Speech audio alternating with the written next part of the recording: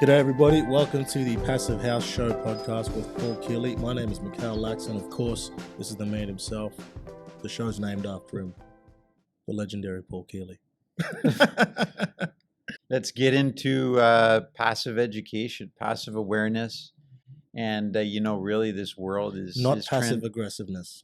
Not passive aggressiveness. We're here. Now, let's get straight into it.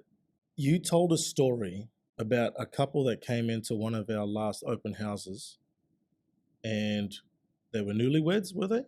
Yeah, young couple, just married, kid on the way. Tell us about that.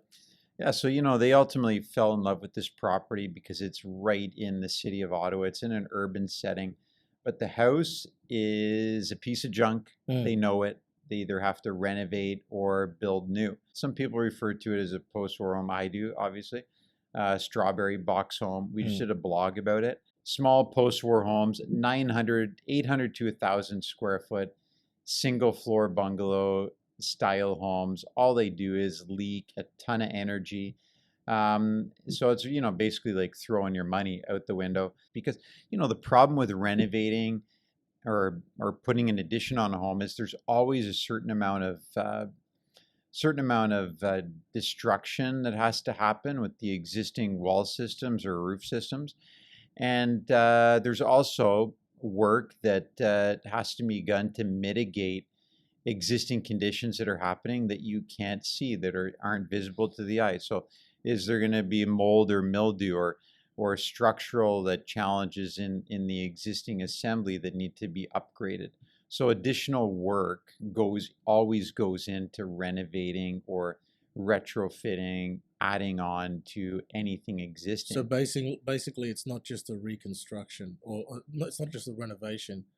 Like you begin the tear down process, it's all happy, and then you realize, oh crap, we got mold, we got termites, we got whatever problems lying. So that you end up having a bigger problem than just a renovation.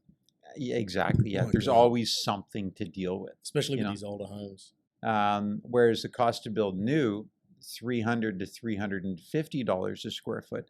So this young couple doing the math, looking at all their options, and what they just found out, which is basically the light at the end of the tunnel for them, is putting a couple semi-detached houses on the property.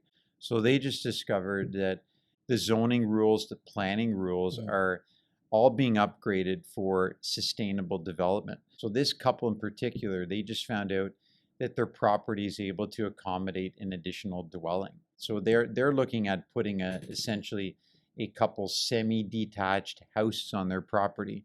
And through doing the math, if they knock their post-war home down, build a couple brand new semi-detached, if they build a semi-detached structure, sell one half, the value that they're going to receive in return is going to fund the whole project in this situation. That's insane. So they'll basically be able to get a brand new home for free. They could rent it out as well. That would be an infinite amount of income, right? Potentially make more money from it too.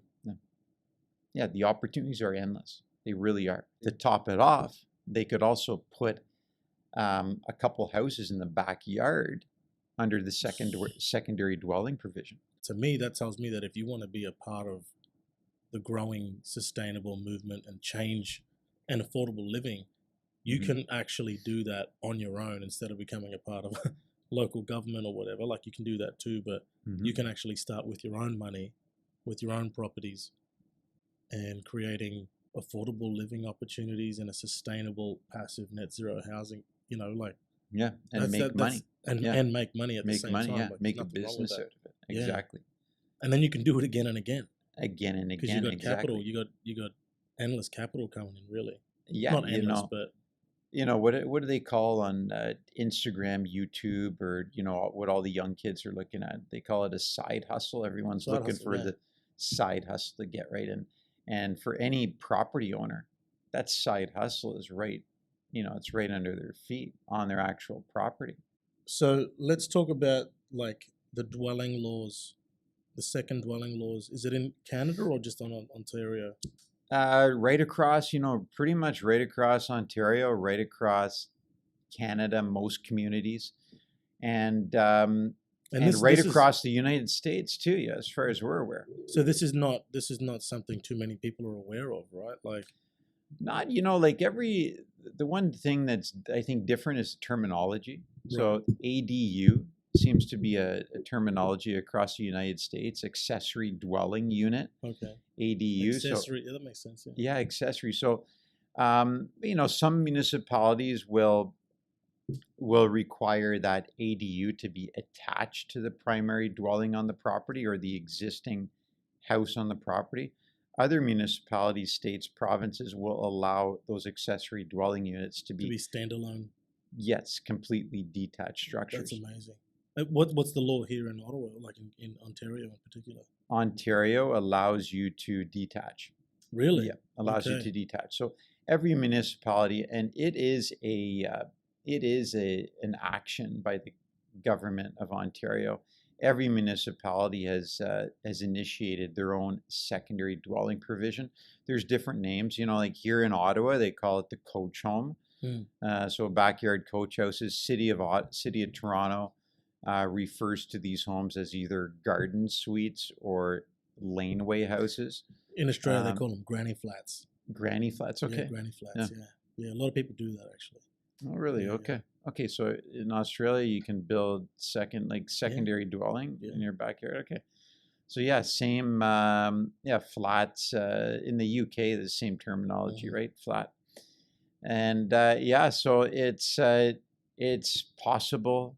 So explore your, everyone important. Explore your possibilities. From a company perspective, we're all about mission really providing opportunity at the passive house level for anyone to build any kind of Mm. primary secondary dwelling right across the our great continent, North America, and how we're doing that is providing passive house weather tight shell structure so homeowners can take it, build it. All you need is basic carpentry skills, Mm. and if that's not your interest and you rather let someone else do all the work, then simply hire a project manager on your own and get it done, and we'll just be here to provide the opportunity to to build the most affordable passive home anywhere and everywhere.